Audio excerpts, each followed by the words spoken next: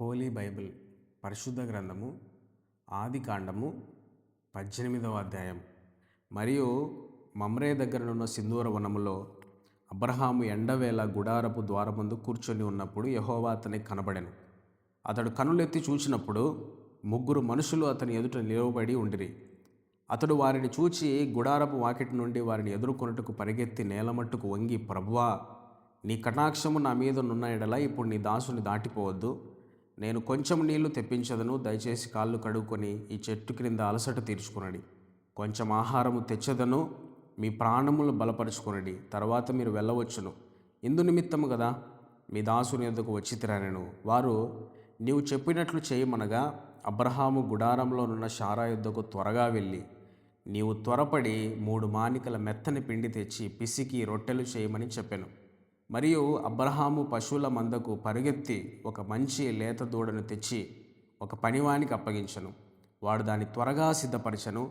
తరువాత అతడు వెన్నను పాలను తాను సిద్ధము చేయించిన దూడను తెచ్చి వారి ఎదుట పెట్టి వారు భోజనము చేయుచుండగా వారి యొద్ద ఆ చెట్టు క్రింద నిలుచుండెను. వారతనితో, నీ భార్య అయిన శారా ఎక్కడున్నదని అడుగగా అతడు, ఇదిగో గుడారంలో ఉన్నదని చెప్పెను. అందుకు ఆయన, మీదటికి ఈ కాలమున నీ యొద్దకు నిశ్చయముగా మరలా వచ్చేదను. అప్పుడు నీ భార్య అయిన శారాకు ఒక కుమారుడు కలుగునని చెప్పెను. శారా ఆయన వెనుక నుండిన గుడారపు ద్వారమందు వినుచుండెను. అబ్రహామును శారాయను బహుకాలము గడిచిన వృద్ధులై ఉండిరి. స్త్రీ ధర్మము శారాకు నిలిచిపోయాను కనుక శారా, నేను బలము ఉడిగిన దానినైనను తర్వాత నాకు సుఖము కలుగునా? నా యజమానుడు వృద్ధుడై ఉన్నాడు కదా అని తనలో నవ్వుకొనెను.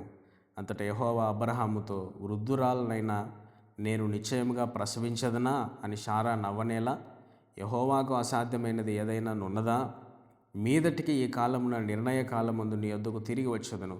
అప్పుడు శారాకు కుమారుడు కలుగునెనను. శారా భయపడి, నేను నవ్వలేదని చెప్పగా ఆయన, అవును, నీవు నవ్వితివనెను. అప్పుడు ఆ మనుషులు అక్కడ నుండి లేచి సొదొమ తట్టు చూచిరి. అబ్రహాము వారిని సాగనంపుటకు వారితో కూడా వెళ్ళెను. అప్పుడు యెహోవా, నేను చేయబోవు కార్యము అబ్రహామునకు దాచదనా? అబ్రహాము నిశ్చయముగా బలముగల గొప్ప జనమగును. అతని మూలముగా భూమిలోని సమస్త జనములను ఆశీర్వదింపబడును. ఎట్లనగా యెహోవా అబ్రహామును గురించి చెప్పినది అతనికి కలుగుచేయునట్లు తన తరువాత తన పిల్లలను, తన ఇంటివారును నీతి న్యాయములు జరిగించు యెహోవా మార్గమును గైకొనుటకు అతడు వారికి ఆజ్ఞాపించినట్లు నేను అతన్ని ఎరిగి ఉన్నానని.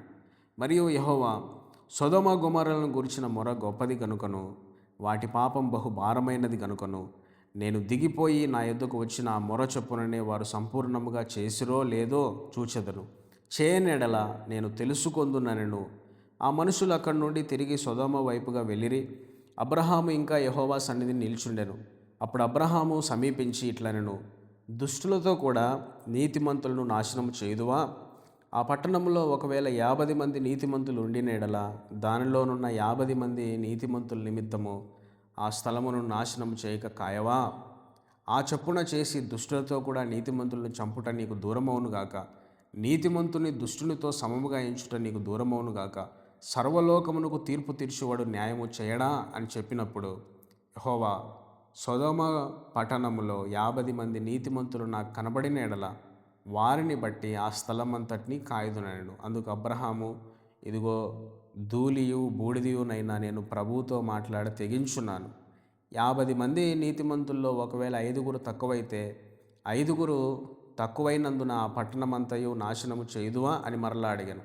అందుకు ఆయన, అక్కడ 45 నాకు కనపడినలా నాశనం చేయనను. అతడు ఇంకా ఆయనతో మాట్లాడుచు, ఒకవేళ అక్కడ 40 మందియే కనపడుదురేమో అనినప్పుడు ఆయన, ఆ 40 మందిని బట్టి నాశనము చేయక ఉందునని చెప్పగా అతడు, ప్రభు కోపపడని ఎడల నేను మాట్లాడేదను.